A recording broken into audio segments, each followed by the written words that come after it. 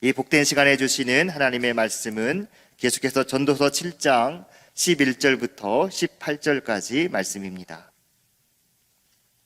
구약성경 954면에 있는 전도서 7장 11절부터 18절까지 말씀, 하나님께 무게중심을 두라 라는 말씀의 제목으로 하나님의 말씀을 나누겠습니다. 한 절씩 말씀 교독합니다. 지혜는 유산같이 아름답고 햇빛을 보는 자에게 유익이 되도다. 지혜의 그늘 아래 있음은 돈의 그늘 아래 있음과 같으나 지혜에 관한 지식이 더 유익함은 지혜가 그 지혜 있는 자를 살리기 때문이니라. 하나님께서 행하시는 일을 보라. 하나님께서 굽게 하신 것을 누가 능히 곧게 하겠느냐. 형통한 날에는 기뻐하고 곤고한 날에는 되돌아보아라. 이 두 가지를 하나님이 병행하게 하사 사람이 그의 장래일을 능히 헤아려 알지 못하게 하셨느니라. 내 허무한 날을 사는 동안 내가 그 모든 일을 살펴보았더니 자기의 의로움에도 불구하고 멸망하는 의인이 있고 자기의 악행에도 불구하고 장수하는 악인이 있으니 지나치게 의인이 되지도 말며 지나치게 지혜자도 되지 말라. 어찌하여 스스로 패망하게 하겠느냐. 지나치게 악인이 되지도 말며 지나치게 우매한 자도 되지 말라. 어찌하여 기한 전에 죽으려고 하느냐. 너는 이것도 잡으며 저것에서도 내 손을 놓지 아니하는 것이 좋으니 하나님을 경외하는 자는 이 모든 일에서 벗어날 것임이니라. 아멘. 우리가 계속되는 이 전도서의 말씀을 통해서 전도자가 계속해서 우리에게 어떠한 말씀을 가르치고 있습니까? 지혜와 명예와 부귀와 영화를 다 누려보았던 전도자는 이 모든 것이 헛되다라는 것을 경험하면서, 그렇다면 이 헛되고 헛된 이 세상 속에서 사람의 본분, 사람의 제일 되는 목적은 무엇인가라는 질문을 계속해서 던지면서 그 질문에 대한 답들을 논증해 가고 있습니다. 우리의 인생이라고 하는 것은 한 번뿐인 일생으로서 우리에게 한 번 주어진 것입니다. 어떠한 시행착오가 있다고 해서 인생 2회차, 3회차가 우리에게 주어지는 것은 결코 아닙니다. 그러므로 전도서는 해 아래 살아가는 모든 사람들이 추구하는 온갖 것을 다 소유하고 또 경험해 본 이 전도자가 이러한 질문과 답을 통해서, 뼈아픈 충고를 통해서 읽는 이와 독자들로 하여금, 듣는 자들로 하여금 슬피 울며 이를 가는 일이 없도록 하나님의 또 다른 구원의 요청의 말씀을 이 전도서의 말씀을 통해서 우리에게 전해주고 있는 것입니다. 자, 그렇다면 사람의 중요한 본분과 동시에 우리를 향한 구원 요청의 말씀을 전하고 있는 오늘 새벽의 말씀의 핵심은 무엇이겠습니까? 오늘 말씀의 핵심은 하나님께서, 하나님이라고 하는 이 하나님 중심의 삶, 하나님께 무게 중심을 두고 살아가는 삶의 중요성에 대해서 우리에게 일깨워 주고 있습니다. 먼저 11절과 12절 말씀을 보십시오. 지혜는 유산같이 아름답고 햇빛을 보는 자에게 유익이 되도다. 지혜는 조상으로부터 받은 유산처럼 아름답고 좋은 것이며 해 아래서 햇빛을 보며 살아가는 자들, 즉 숨을 쉬고 햇빛 아래 살아가는 모든 사람들에게 유익한 것이 뭐다? 바로 지혜다, 이렇게 설명해 주고 있습니다. 지금도 부모로부터 많은 유산을 이어받으면 누릴 수 있는 것이 참 많죠. 그래서 우리가 흔히 쓰는 금수저, 은수저, 흙수저 이런 말들이 생겨나지 않았습니까? 그렇지만 고대 근동 이스라엘에서는 이 조상으로부터 이어받은 이 유업과 유산의 의미가 훨씬 더 중요했습니다. 율법에서 정해진 원칙 아래 유산 분배는 정확하게 이루어졌고 조상으로부터 이어받았던 이 유산은 그 가문의 정체성을 드러내기도 하였습니다. 일례로 아합 왕이 나봇이 갖고 있었던 포도원이 너무 좋아 보여서 그것을 탐내어서 자기가 좋은 값을 매겨줄 테니까 나봇의 포도원을 자기에게 팔라라고 왕이 나봇에게 이렇게 요청을 합니다. 그때 나봇이 뭐라고 말합니까? 이 땅은 단순한 땅이 아니라 조상으로부터 지금까지 이어받은 유업이기 때문에 아무리 좋은 값을 매겨준다 할지라도 결코 팔 수 없다라고 왕의 요청을 거절하는 것이죠. 이처럼 지혜는 그 유산과 같이 너무나도 소중하고 중하다라고 하는 것이 오늘 전도자의 가르침입니다. 특히 이 땅을 살아가는 데 있어서 지혜는 매우 유익하다고 하는 것이죠. 얼마만큼 유익하냐? 12절 말씀을 보십시오. 지혜의 그늘 아래 있음은 돈의 그늘 아래 있음과 같으나 지혜에 관한 지식이 더 유익함은 지혜가 그 지혜 있는 자를 살리기 때문이니라. 무슨 말입니까? 돈도 지혜도 사람을 보호하는 역할을 하고 있습니다. 그러나 정작 우리의 생명, 우리의 목숨을 살려내는 데 있어서 중요한 것이 무엇이다? 지혜다라고 하는 것을 말씀합니다. 돈도 사람을 보호해 줄 수 있습니다. 그러나 돈이 보호해 주는 것은 거의 대부분 외적인 영역이죠. 물론 그 외적인 것들을 통해서 우리의 내면적인 것에 많은 도움을 주기도 합니다. 그러나 인생의 궁극적인 문제와 그 질문 앞에서는 그 돈이 결코 우리에게 명확한 답을 제시해 주지 못한다는 것이죠. 그때는 뭐가 필요하냐? 반드시 지혜가 동원되어야 합니다. 오직 그 지혜만이 우리를 궁극적으로 살릴 수 있는 것이죠. 그리고 그 지혜는 어디서부터 비롯되는 것이냐? 위로부터, 하늘로부터, 하나님으로부터 비롯된다라고 하는 것을 말씀합니다. 그래서 계속해서 전도자는 13절에 이렇게 말씀합니다. 하나님께서 행하시는 일을 보라. 하나님께서 굽게 하신 것을 누가 능히 곧게 하겠느냐? 우리 14절 함께 합니다. 형통한 날에는 기뻐하고 곤고한 날에는 되돌아보아라. 이 두 가지를 하나님이 병행하게 하사 사람이 그의 장래일을 능히 헤아려 알지 못하게 하셨느니라. 전도자는 하나님께서 행하시는 일들을 보는 것이 무엇이다? 지혜다, 이렇게 말씀합니다. 그 행한 일 안에서 형통할 때 기뻐하고 곤고할 때 되돌아보는 것, 그것이 무엇이다? 그것이 바로 참된 지혜다라고 말씀합니다. 왜 하나님께서 우리 인생 가운데 형통과 곤고의 날을 통하여서 우리로 하여금 장래의 일을 알지 못하게 하셨습니까? 예수님만 잘 믿으면 만사 형통하여서 무슨 일에 손을 대든지 간에 대박이 나면 좋겠지만, 잘 풀리면 좋겠지만, 때로는 우리의 힘으로는 전혀 손쓸 수 없는 깊은 고난과 곤고함에 빠지게 되는 것이 바로 우리의 인생입니다. 크리스찬이라고 해서 곤고의 날이 없는 것이 결코 아니라는 것이죠. 욥이 그러했습니다. 욥기를 읽다 보면은 욥기 끝부분에 37장 14절에 욥의 친구였던 엘리후가 욥에게 이런 말을 합니다. 욥이여, 이것을 듣고 가만히 서서 하나님의 오묘한 일을 깨달으라, 이렇게 촉구합니다. 그리고 이어지는 38장에서 41장의 말씀을 읽어보면 창조주 되신 하나님께서 욥에게 수많은 질문들을 던지게 됩니다. 창조주 되신 하나님께서 피조물인 욥에게 이 피조의 세계에 오묘하고 신비로운 일들에 대한 수많은 질문을 던지게 되는 것이죠. 결국 하나님의 이 수많은 질문 앞에 어떠한 답도 명확하게 내릴 수 없었던 욥의 고백이 무엇입니까? 나는 깨닫지도 못한 일을 말하였고 스스로 알 수도 없고 헤아리기도 어려운 일을 말하였나이다. 내가 주께 대하여 귀로만 듣기만 하였사오나 이제는 눈으로 주를 배움나이다. 욥이 최종적으로 명확히 본 것은 자신이 정확히 보지 못한다라고 하는 사실이었습니다.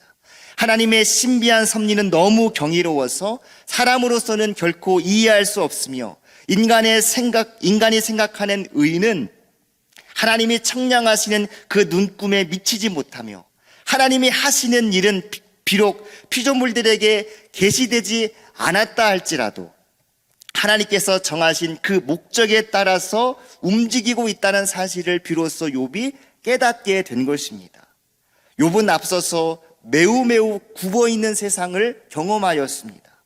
하나님을 경외하며 하나님을 잘 섬기기 위해서 매번 제사를 드렸던 욥의 인생 가운데 찾아온 굽어진 세상의 모습은 무엇이었습니까? 전 재산을 하루아침에 잃어버리고 자식을 잃어버리고 친구들의 존경과 신음마저 잃어버리고 아내의 사랑도 잃었습니다. 그러나 욥은 전도서 저자가 밝히고 있듯 곤고한 날은 물론 형통의 날마저도 하나님께서 주신다라는 이 말씀을 이렇게 욥은 고백하고 있습니다. 주신 이도 여호와시요 거두신 이도 여호와시오니 여호와의 이름이 찬송을 받을지니이다. 할렐루야. 하나님은 때를 바꾸실 수 있으며 또 노예로 팔려간 한 소년을 사용하셔서 수많은 사람을 굶주림에서 구원하시기도 하시는 것입니다. 엘리야에게 있어서 형통의 날은 아마도 850대 1, 이 갈멜산에서의 승리의 날이었을 것입니다. 그러나 그 승리 이후 완전히 돌아설 걸로 예상되었던 이스라엘 백성들, 하지만 그의 예상과는 달리 오히려 엘리야의 생명을 위협하는 이세벨의 추격은 더욱더 거세어져 갔습니다. 그때 엘리야는 깊고 깊은 곤고의 날을 보내게 되는 것이죠. 로뎀나무 아래에 내려가 앉아서 하나님 앞에 죽기를 자청합니다. 그때 하나님께서 찾아오셔서 그를 만지시고 위로하시고 회복시켜 주십니다. 곤고의 날 말씀을 듣고 하나님의 말씀 앞에 묵상하며 자신을 되돌아보는 이 시간을 통해서 하나님은 기어코 엘리야를 회복시켜 주셨습니다. 바알에게 무릎 꿇지 않고 바알에게 입 맞추지 아니한 7,000명이 남겨져 있다. 그리고 그 7,000명을 위한 선지학교를 세우라. 하나님의 사명을 부여받은 엘리야는 그 선지학교를 통하여서 엘리야 이후 그를 넘어서는 엘리사라고 하는 선지자의 준비된 하나님의 섭리를 경험하게 된 것입니다. 이처럼 하나님은 우리의 인생 가운데 형통의 날과 곤고의 날을 병행하여서 하나님의 놀랍고도 신비로운 섭리적 역사를 이루어 가시는 신실하신 하나님이심을 믿는 것, 이것이 참된 지혜임을 믿으시기를 바랍니다. 그러므로 우리에게 오늘 새벽 꼭 기억해야 할 삶의 태도가 무엇이겠습니까? 하나님 중심의 삶, 하나님의 중심, 하나님께 내 삶의 무게중심을 두는 삶을 살아가는 것입니다. 모든 만사가 하나님의 손에 있음을 기억하고 모든 날 모든 상황 속에서 하나님께 내 삶의 무게중심을 두는 것입니다. 그런 삶의 실천을 위해서는 반드시 우리의 삶 가운데 기도의 시간이 필요합니다. 새벽 기도가 왜 중요합니까?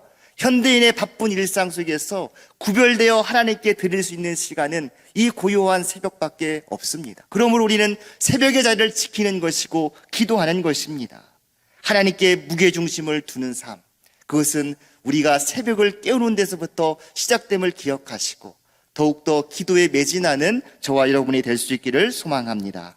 마지막으로 15절부터 18절의 말씀을 보십시오. 말씀을 읽어보면 참 이해하기 어려운 말씀들이 있습니다. 특히 16절과 17절에 너무 의인도 되지 말고 지나치게 악인도 되지 말고 마치 상황에 따라 적당하게 사는 것이 지혜로운 삶이란 것처럼 들리는 말씀을 해주고 있습니다. 근데 이 말씀은 어찌 보면 그렇게 적용한다면 성경 전체의 맥락에서 벗어나는 해석일 것입니다. 왜냐하면 우리 주님께서 하늘에 계신 너희 아버지의 온전함 같이 너희도 온전하라. 히브리서에서는 뭐라고 말씀합니까? 너희가 죄와 싸우되 피 흘리기까지 죄와 치열하게 처절하게 싸울 것을 말씀하고 있습니다. 적당하게 타협하는 것이 아니라 거룩하게 구별된 삶으로 살아갈 것을 우리에게 강조하는 것이 성경 전체의 맥락입니다. 그러므로 지나치게 의인이 되지 말라, 지나치게 악인이 되지 말라, 이것이 과연 무슨 말인지 우리가 오해할 수 있습니다. 그렇다면 이 말씀은 도대체 무슨 뜻일까요? 이 말씀을 이해하기 위해서는 그 열쇠가 15절에서 자기의 의로움, 자기의 악행이라는 단어, 그리고 18절 마지막 부분인 하나님을 경외하는 자는 이 모든 일에서 벗어날 것임이라 라는 말씀에 키포인트가 있습니다. 아무리 지나치게 우리가 노력한들 우리 스스로가 여러분 의인이 될 수 있습니까? 결코 될 수 없습니다. 세상에 선과 악이 있지만 하나님의 선의 기준 앞에 우리가 의롭다라고 자랑할 사람이 누가 있겠습니까? 아무도 없습니다. 주님의 눈앞에 의로운 인생은 하나도 없으며 의인은 없나니 하나도 없다라고 하는 것이 사도 바울의 고백입니다. 이것이 진리입니다. 우리가 뭔가 눈에 보이는 악을 행하였다고 해서 우리가 악인이 되는 것이 아니라, 또 그 일을 안 했다고 해서 의인이 되는 것이 아니라, 우리는 모두가 하나님 앞에 의롭지 못한 자인 것이죠. 그렇기 때문에 자기 힘으로 지나치게 의인이 되려는 것도, 또 지나치게 악인이 되려는 것도 모든 것이 헛된 일인 것입니다. 그러나 하나님을 경외하는 자는 이 모든 양극단의 일에서 벗어날 수 있다라고 하는 것이 전도자의 말씀입니다. 하나님을 경외한다는 것은 다른 말로 하나님의 주도권을 인정한다는 것이죠. 즉 나의 삶의 주인은 내가 아니라 하나님이란 사실을 인정하라는 것입니다. 그것이 하나님을 경외하는 삶입니다. 우리의 힘으로 의롭게 살려고 아무리 발버둥 쳐봤자 그 삶은 결코 오래갈 수가 없습니다. 저 사람이 진짜 악하다고 하지만 사도 바울이 고백한 것처럼 우리 모두가 하나님의 그 의로우신 기준 앞에 죄인 중에 괴수가 바로 우리들 자신인 것입니다. 그러므로 지나치게 자기 주도적으로 의인이 되려 하지 말고 지나치게 자기 주도적으로 악인이 되지 말라. 하나님께서 우리의 모든 삶에 판단하실 분이시라는 것을 기억하고 하나님 중심으로 하나님께 무게 중심을 두라. 이것이 우리에게 가르치는 전도자의 말씀인 것입니다.